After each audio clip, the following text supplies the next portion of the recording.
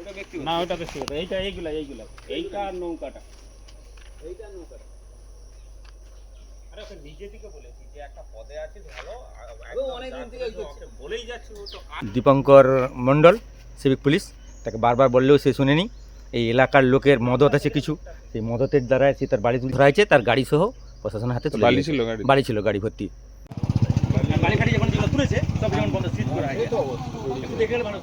প্রায় 4 বছর ধরে অবৈধভাবে নদী থেকে বালি তুলে এলাকার বালি ব্যবসায়ীদের বালি বিক্রি। সরকার পরিবর্তন হলেও নদী থেকে বালি তোলার গতি কমেনি।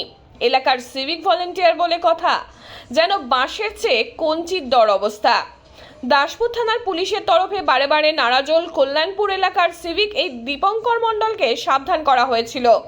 একাধিকবার তাকে সাময়িকভাবে কাজ থেকে বরখাস্ত করা হয়েছিল, কিন্তু শুধরোবার ইচ্ছেই যেন উবে গেছিল। বৃহস্পতিবার সকালে সিভিক বাছাধন একেবারে বালি সমেত হাতে নাতে ধরা পড়েছে। গ্রামবাসীরা তককে তককে ছিল।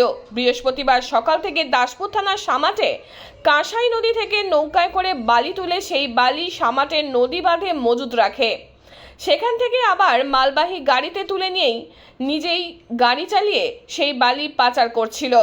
একেবারে বালি গাড়ি সমেত সিভিককে সামাট গ্রামের মানুষ ধরে ফেলে। খবর যায় পুলিশে। পুলিশ এসে সিভিককে থানায় নিয়ে গেছে।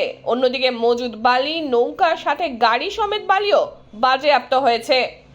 দাসপুর থানার পুলিশের স্পষ্ট বার্তা, আইন আইনের কাজ করবে। অবৈধভাবে বালি তুললে যে ধারায় মামলার রুজু হয় একেবারে সেইভাবেই ব্যবস্থা গ্রহণ করা হচ্ছে। সিভিক বলে কোনো ছাড় কেন থাকবে, বরং শাস্তির পাশাপাশি পাকাপাকিভাবে সিভিকের কাজ থেকেও বরখাস্ত করা হতে পারে এই দীপঙ্করকে। হ্যাঁ, বিষয়টা কি হলো আজকে? বিষয়টা আজকে দীর্ঘদিন বালি তোলা হচ্ছে, এই খাদান থেকে বাড়ি যাচ্ছে। দীপঙ্কর মণ্ডল, সিভিক পুলিশ। তাকে বারবার বললেও সে শুনেনি। এই এলাকার লোকের মদত আছে কিছু, সেই মদতের দ্বারা সে তার বাড়ি তুলছে। বারবার বারণ করার সত্ত্বেও কালকে আমরা মিটিং করে বলেছিলাম, বলার পর দেখছি আজকেও এসে গাড়ি ঢুকেছে, যার ফলে আমরা প্রশাসনের দ্বারস্থ হয়েছি। তাকে কি হাতে নাতে ধরা? হ্যাঁ, হাতে নাতে ধরা হয়েছে, তার গাড়ি সহ প্রশাসনের হাতে তুলে বালি দিয়েছে। ছিল গাড়ি? বাড়ি ছিল, গাড়ি ভর্তি। কত বছর ধরে এরকম করছে তো? বছর চারেক। আচ্ছা। আপনার নাম? আমার নাম প্রতাপ ধল, আমি 273 বুথের সভাপতি। আর ওর বাড়ি কোথায়? ওর বাড়ি হচ্ছে নারায়ণ কল্যাণপুর। হ্যাঁ, এবার বলুন। আমাদের কালকে মিটিংয়ে সিদ্ধান্ত হয়েছিল যে বালি না মানে যায় গাড়িতে, কোনো এপার বা ওপারে বালি না যায়।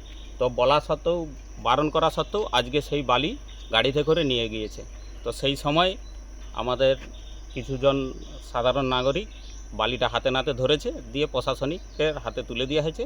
প্রশাসনিক সেটা বালি নিয়েছে। বালি ও কি নদী থেকেই তুলতো? আর নদী থেকেই তুলতো। কোনো পারমিশন ছিল না? না, পারমিশন ছিল না।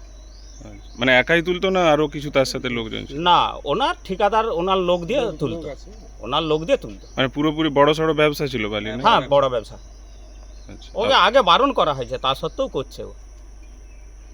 আপনার নাম? আমার নাম গোপীনাথ জানা। ওটা ব্যক্তিগত না ওটা ব্যক্তিগত, এইটা এইটা আর নৌকাটা।